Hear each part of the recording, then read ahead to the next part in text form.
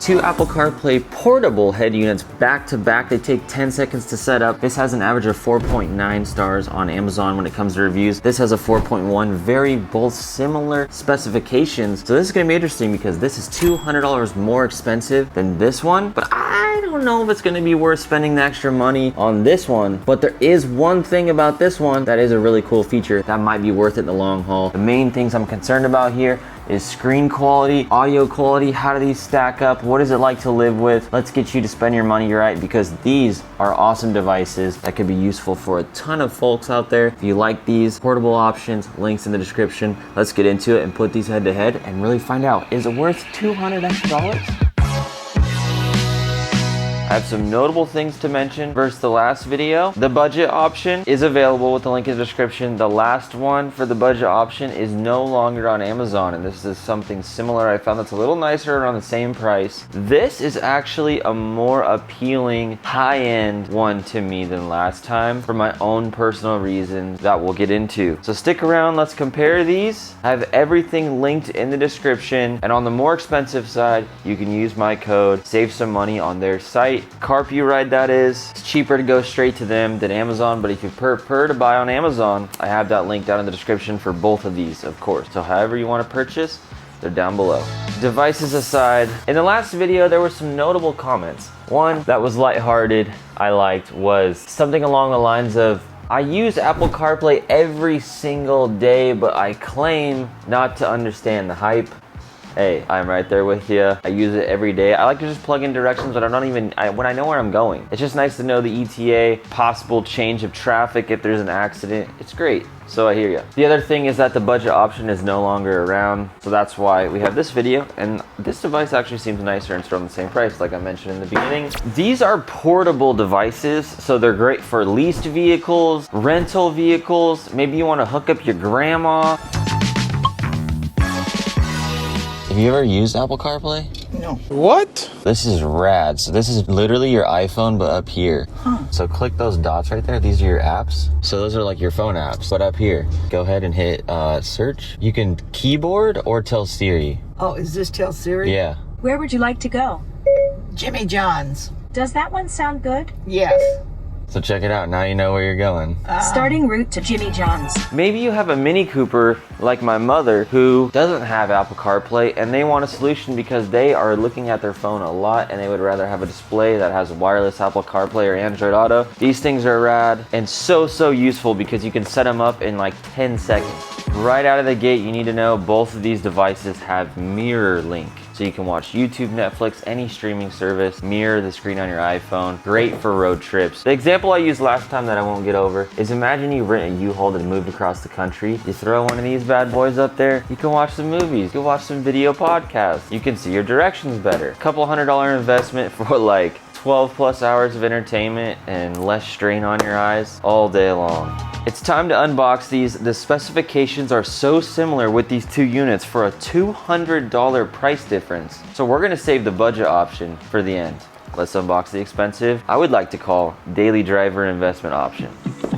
If this is your first time in my garage with me, my name is Cameron. I have a shop called Carmaspeed.com. If you're looking to buy some aftermarket parts for your cars and you enjoy these videos, the best way to support the channel is to go to Carmaspeed.com. Look at your platform, year, make, and model, whatever's easier. You might find an exhaust, an intake, another Apple CarPlay head unit for another car you have. Maybe this is your first modification and you're ready for another one after this. When it comes to it, think of Carmaspeed.com. Appreciate you. Let's get back in the video. Subtle detail, but if you don't have a Milwaukee blade, what are you doing in your garage?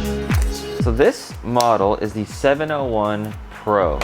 What does Pro mean? The Pro is very important because the non-Pro version, it's an identical product, but this has dual band Bluetooth. What that means is that there's the ability to have a Bluetooth signal going to your stock stereo and then to your phone. So it's literally a single power cord, and you have wireless Apple CarPlay, Bluetooth capable, instead of going auxiliary or FM transmitter. CarPlay just has really good quality, nice gloss finish on the screen. Looks really good. This is a 1080 screen. Versus the last CarPlay unit that was really big, I'll have that video in the corner card for you if you missed it, but that screen was huge. And so the one reason I'm really excited about this device is because it doesn't take up a lot of room in the windshield. For my mom's car and my mom's safety, I like that idea. Now, in my own car, I like the bigger one because I have a truck and there's plenty of room in the windshield, but I feel like this will be applicable for way more cars because most people have a smaller windshield. Not everyone has a truck. Suction cup mount, black, which I like. When these are in the sun for a long time, well, sometimes it's on your dash, which it can do, or on the windshield. When it's on the windshield, if it's clear, it gets yellow over time. I hate that. The black, it won't do that. Power cord, single plug. This is a sticky dash mount. So if you want to put it on the dash, if you don't have a cover, you can use the 3M. Do it like this, stick it on your dash. This swivels and goes back. Kind of like a mini TV stand. We are not going to use this. I'm going to leave it in here. When you pull this paper out right here, it has a notice on the back that says, hey, the dual band Bluetooth that it talks about in here doesn't work with all cars. It actually doesn't work with the Mini Cooper we're using today, unfortunately. And today we're going to be having to use this aux cable to get the audio from the CarPlay or Android Auto to the speakers in the Mini Cooper. But in my dad's F-150 that you're seeing on screen, it actually worked really, really well, and you don't need this cord. So when you can take advantage of this really hype feature of the dual band Bluetooth, you really only need to power it up and everything else is wireless. When you don't have that capability and you have a weird car like my mother's that it doesn't work in, then you're gonna need this aux cable. So now we only need 2 cables in this car today. If you have a car like a Ford or a lot of others that work, then you only need this one. Let's unbox the budget option, but I'm gonna get this ready to go really quick. Take your mount, pop it in until it clicks. Then you can tighten this right here, that hinge. Tons of maneuverability. On the side, we've got our mic port. If you want to hook up a microphone to do your calls, an SD card to display video, audio, camera in, audio, video out, which is your aux, a USB to plug in a USB stick to play any audio or video, and your DC 12 volt power. Really nice unit. I present to you the budget option. Generic name, title on Amazon. Right here, smart navigation system, works with Apple CarPlay, Android Auto, straightforward.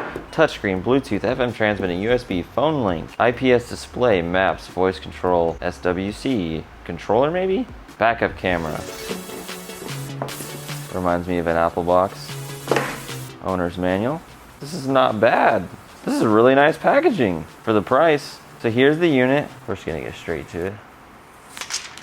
That is a really nice looking unit, same style mount. Right out of the gate, what do we have here? Aux, camera in, USB, SD card, and 12 volt only. So the only way to connect this device to your speakers in your car is through the aux and FM transmitting. The other unit came with this like circular mount, not sure what this is for. There's a system, I forget what this is called. Leave it in the comments if you remember. Power cable with a USB. So you have 2. That's actually really cool. So you can charge other devices if you're taking up your only 12 volt plug in your car. That's great.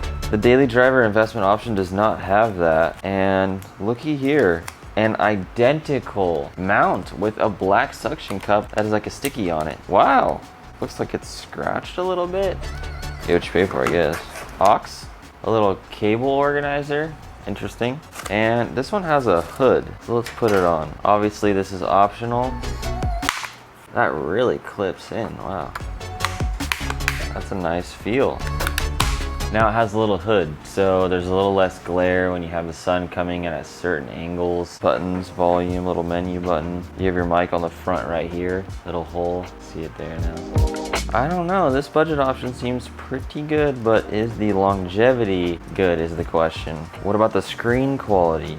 Another question, because the CarPlay one, the screen quality is very, very nice. And you're staring at it every day, so you want it to be good. That's the biggest question I have for this.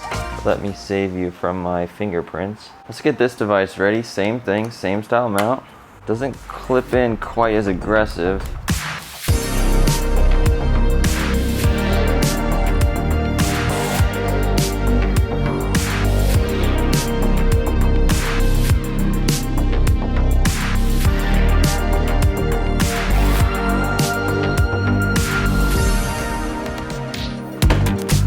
Right before you're ready to mount, we're gonna remove this plastic so we don't get any dust. I'm gonna move this into position. Secure my suction cup. The size is great for this car. This is one of the few cars that the dual band Bluetooth does not work, like I mentioned, so we will be using the aux cable next. But in the previous video where we showed a very similar unit to this, you can see on screen I was able to do it in my father's F-150 that does not have Apple CarPlay. That dual band Bluetooth works perfect and saved the cable, so I highly recommend this feature and seeing if it works, because if it does, that's a huge win. We now have power to the unit. Let's plug in our aux next. One side has a 90 and one is a straight, so that's nice. To make things a little more organized, this car has the ability to run the cables through the dash cover. Hopefully yours does too. Down here, we could have a field day another time when I'm not taking them in and out to organize that if this is gonna stay in your car for a couple days. Now we can power up the car and turn on the unit. This is what the CarPlay menu looks like. You can swipe left and right if you had more applications to start. There's not. We go into settings. You have a device speaker, so this will actually play audio if you don't have a sound system in your car or any speakers at all. So that's an added benefit depending on your vehicle situation. We have some settings for if you were to run a wire to your phone, you can have it default to the Mirror Play or the regular Apple CarPlay, same with Android Auto. You can hook up a rear camera and you have some settings in here for the lines for the parking. So if we go back to iPlay, now we can connect our phone via Bluetooth. Very seamless connection. Screen quality is good. If we want to go to car home, we can get back to our settings. I'm going to turn device speaker off. Once you have your phone connected, it'll always go to Apple CarPlay or Android Auto right away. But in the setup process, the one thing that's cool about this device is the Bluetooth transmit right here, or FM transmit. The Bluetooth transmit, dual band, super cool technology. So Bluetooth signal to your car stereo that doesn't have Apple CarPlay, and then a wireless Bluetooth to your phone for the Android Auto or Apple CarPlay. So this is a huge perk to this unit. You can do FM transmit also to avoid having to run an aux cable, so you only have the power cable to it. We're not using either of these because we have it connected via auxiliary cable. Given that this Mini Cooper is one of the few that doesn't work, I wouldn't stress it, most vehicles will work. This is just one of the few that's not friendly with it, so we have to use the aux cable. If you click this button up here, we have a brightness and we have an auto brightness setting. The auto brightness works well. I like this over here, the EQ. To EQ the sound, you have different modes. On the bottom, it's on standard, classic, rock, electric, blah, blah, blah, blah, blah. Any good head unit is gonna have an EQ, and that's vital. We can go to our Apple CarPlay, totally wireless, awesome unit. This is what Google Maps would look like, and it works as any other Apple CarPlay setup. Responsive touchscreen. It just feels like it should with the CarPlay products. If you didn't know, if you download the Chevron app, you can actually save some money on gas for the first 2 fill-ups, I believe. You save like $1 off each gallon. Major key, thank me later. It's hard to get a real understanding of the audio quality, but it sounds just as good as any headphones direct with an aux cable. The FM transmit is just a fuzzy version. It's not as dynamic, it's more flat. It works, functions well, but the Bluetooth transmit and the aux is preferable when it comes to audio quality. FM transmit will get you by if you're not someone who stresses about things like that. Right as I played a song, comes right through the aux, the car recognizes it. Sounds really good. The CarPlay rides are just solid units with a huge lineup, and every time I use one of these, it feels the same, very quick. I'm way more curious what the budget option is like since this is a different head unit than last time. So let's set it up and see what the process is like. The mounts are identical, so I'm gonna use this one again. This unit appears to be a smidge smaller. Not that the screen is smaller, but the whole thing just feels a little smaller. 2 USB ports on the power cable, which is cool. This device does come with an aux cable, but it's very short. I'm gonna see if it's even long enough. Nope, not long enough for this car, so that's an L. So you're gonna have to get a different aux cable. I'm gonna use the one from the CarPlay unit. Get the positioning right, organize our cables a little bit.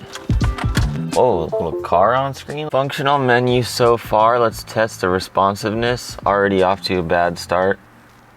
You really gotta put in the effort to swipe on this thing. Jeez. EQ, that's good. That's nice. Has very similar software when it comes to this. It's got a refresh button, that's cool. We can do where we want the sound, back, front, left, right. Clock. Let's go home. Setup. What kind of settings we got here? Reversing mute. Guiding lines. You can hook up a reverse camera to this, to volume. The responsiveness of the screen is kind of laggy right now. Wallpaper. There's a little more dynamic one. Not very many options there. Phone link setting. Android device. Android Auto, CarPlay, wireless device. Or we can do mirror link. So you always have those with these since both offer mirror link to do your streaming services. You got your FM transmitter. You can select that. We are using the aux, so we don't need that. Let's set up our Apple CarPlay. See if this process is any different. Select CarPlay and setup. So I found the device right away. Car BT, unique number, connecting. Okay, we have a Bluetooth symbol up here now. CarPlay does not connect right away. Phone setting, okay, I have that right. All right, I'm forgetting the device. I'm gonna try it again. Connects instantly. Why isn't this going to see the Bluetooth there? Well, only the other thing I can do is connect the cable. Try the wired version, I guess. See if that acts up quickly. Oh, now it works. It just needed a little boot. Just needed a reboot. What you think about that? Is that concerning? Interesting. Okay, definitely laggier, but works, functions. The other one's 1080p. This looks like 720. It's clearly built on something similar software-wise because you have Car Home. That's the exact same app. All right, let's play some music through it. I'm actually shocked right now because the audio quality is not as good. It's not as crisp and clean. The highs are a little bit muddier. Right away I could tell back to back listening to these. So it works, but we have a loss of audio quality. That's a big deal. I didn't think it would do that. These things are all straightforward. I don't need to run through. You've got all your same settings, your USB, SD card, Bluetooth settings. If you have some other type of phone that's old school, your EQ, your brightness, sleep mode, off mode, they all do this. Oh man, I don't like this touchscreen. The view out the windshield of a 2015 Mini Cooper S with a 7-inch. This is much more daily drivable than the previous model we did. This is a good size for it, and I feel like most people will like this. There will be the few that like the bigger screen just for their viewing pleasure, but this is a great size for this. I don't feel like I'm sacrificing a lot of visibility. These devices are a little bit lighter since they're smaller, 7-inch versus 10, so it doesn't like bounce and the suction cup works better. A lot of people prefer to mount them to the dash, which is great, so you don't have any of that like wobbly.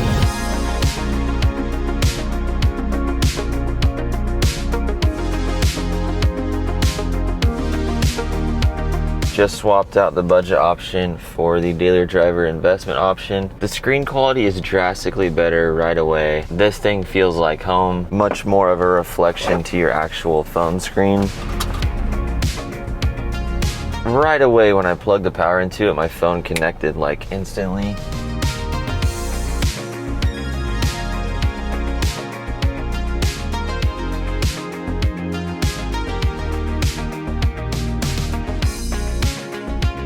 The budget option has the dual USB ports in the power supply going for it. It works, it functions, it has all the same things except the dual band Bluetooth to get rid of an aux cable. The video and audio quality are just not there compared to the investment option. So for me to you, you're seeing it and you're hearing it every single day. Is that extra $200 worth it? If you're using this daily, 100,000%. If you're using this once a week, it's one of those situations, or maybe it's once a year in that leased vehicle or that work vehicle or that U-Haul, it's probably worth it to save some money.